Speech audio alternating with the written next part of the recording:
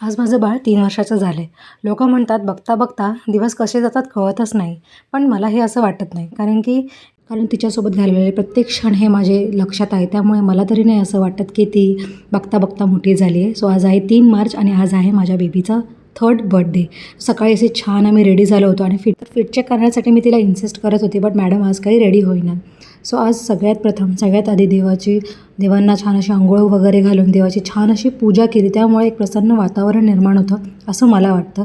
त्यानंतर बड्डेची काही ती तयारी डेकोरेशनची बाकी होती, त्यामुळे मी ते बाहेर जाऊन घेऊन आली आणि आज फायनली कालसुद्धा ड्रेस घेतला आणि आजही जो ड्रेस ऑर्डर केलेला तो आजही आला.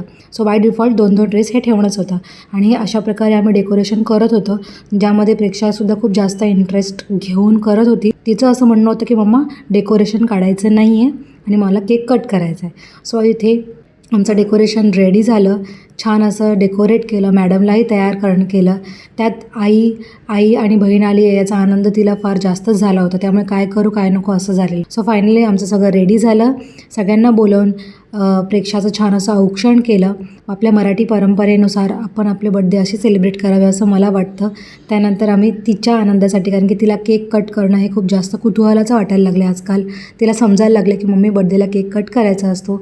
सो त्यामुळे आम्ही तिचा केक छान असा कट केला आणि आज बाबा आले म्हणजे आईस्क्रीम देणं तर मस्ट आहे. सो त्यामुळे बाबांना घेऊन ती गेली आईस्क्रीम खायला आणि असा होता आजचा दिवस. भेटू नेक्स्ट ब्लॉगमध्ये.